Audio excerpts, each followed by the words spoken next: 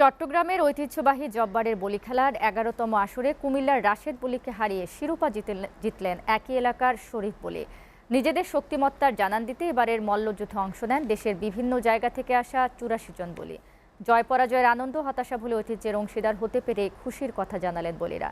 আর আয়োজকরা বলছেন, দিন যত যাচ্ছে বলি খেলার প্রতি চট্টগ্রামের মানুষের আবেগ ততই বাড়ছে। আগামীতে আরও জাঁকজমক করে বলি খেলার আয়োজন করার আশাও জানান তারা।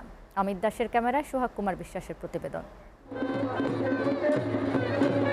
চট্টগ্রামের ঐতিহাসিক লালদিঘির ময়দানে লাখো মানুষের ঢল।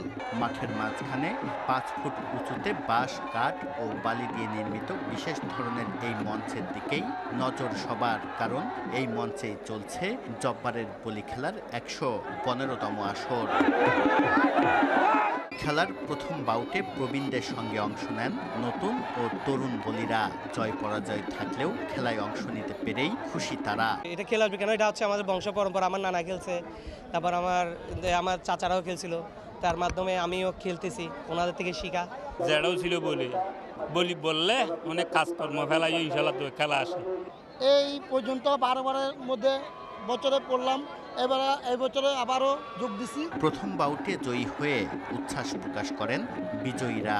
এই বছরে ৪ খেলার কি ৪বার চ্যাম্পিয়ন, ৫ বারের চ্যাম্পিয়ন আল্লাহ এই বছরে আজকে দিচ্ছে, আজকে চ্যাম্পিয়ন আল্লাহ জিতাইছে আর কি। ৪০ বছর ধরে খেলতে আছি তো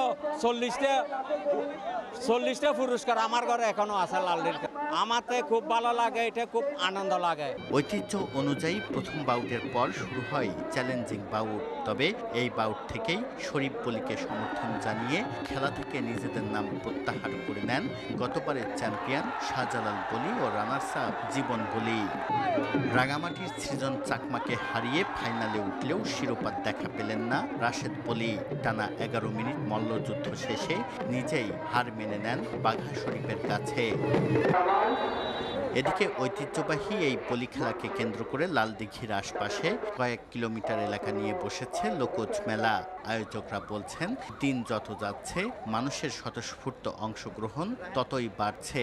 আমাদের এই খেলা যেভাবে অব্যাহত থাকবে, আরো নতুনত্ব আনছি এবং আমাদের নতুন প্রজন্ম যারা আমরা চাইবো তাদের থেকে বলি শুরু হোক এবং তারা যাতে সারা বাংলাদেশে ছড়িয়ে পড়ুক।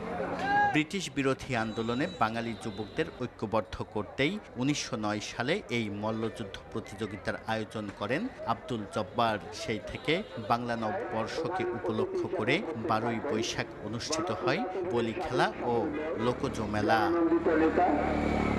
সোহাগ কুমার বিশ্বাস, এসএ টিভি, চট্টগ্রাম।